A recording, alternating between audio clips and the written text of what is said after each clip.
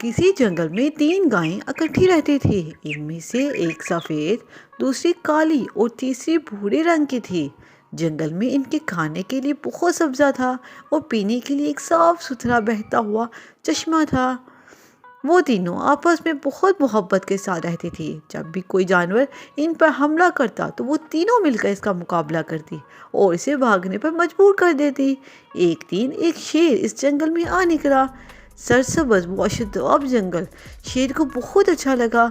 शेर अभी इस जंगल में रहने के बारे में सोच ही रहा था कि इसकी नज़र इन तीनों पर पड़ी।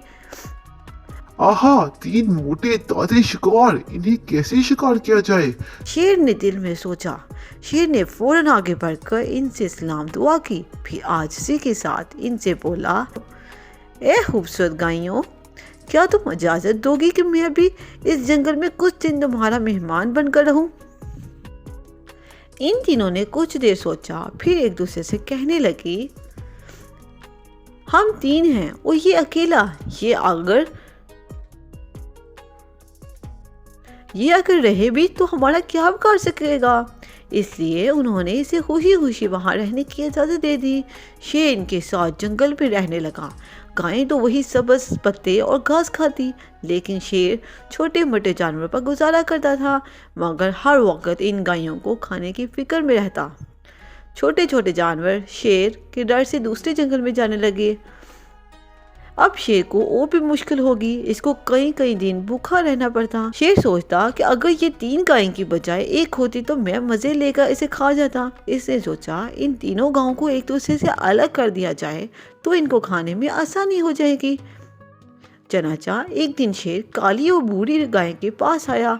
इनसे मीठी मीठी बातें करने के बाद बोला, ये सफ़ेद रंग की गाय हम सब के लिए बहुत बड़ी मुसीबत है, क्योंकि इसका रंग सफ़ेद दूर ही से नजर आ जाता है, जबकि मेरा और तुम्हारा रंग दूर से नजर नहीं आता। शेर इतना कहकर लम्हा भर को रुका और फिर कहने लगा, अगर किसी इंसान ने दूर से भी इस सफेद गाय को देख लिया तो वो इसे पकड़ने आएगा, फिर इसको हम भी नजर आ जाएंगे और वो हम सबको कैद करके ले जाएगा।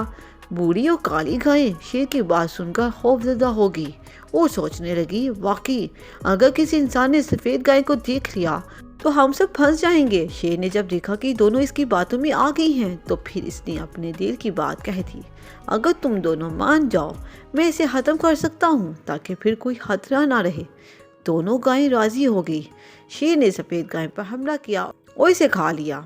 कुछ अरसे बाद शेर की नजर अब काली गाय पर पड़ गई। फिर वो बूढ़ी गाय के पास गया और कहने लगा, अरे बूढ़ी गाय, मेरा और तेरा रंग बिल्कुल एक जैसा है। दूर से दोनों शेर नजर आते हैं, लेकिन ये जो काली गाय हैं हमारे लिए मसला है। इस गाय को इंसान दूर से ही देख सकता है। बूढ़ी गाय अब भी ना समझ सकी कि शेर असल में इनका दुश्मन है। वो इसे दोस्त समझकर मसले का हल पूछने लगी। भाई शेर, अब क्या करें? करना क्या है, मैं इसे भी खत्म कर देता हूँ। फिर मैं और तुम इस जंगल में सारे जानवरों पर हुकूमत करेंगे और कोई भी हमारे करीब आने की हिम्मत नहीं कर सकेगा।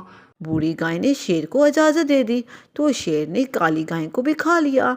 अब शेर और बूढ़ी गायें जंगल में अकेले रहने लगे। कुछ अरसा गुजरने के बाद एक दिन शेर ने बूढ़ी गाय से कहा, मुझे भूख लग रही है और जंगल में खाने के लिए तेरे सिवा कुछ नहीं बचा, इसलिए मैं अब तुझे ही खाऊंगा।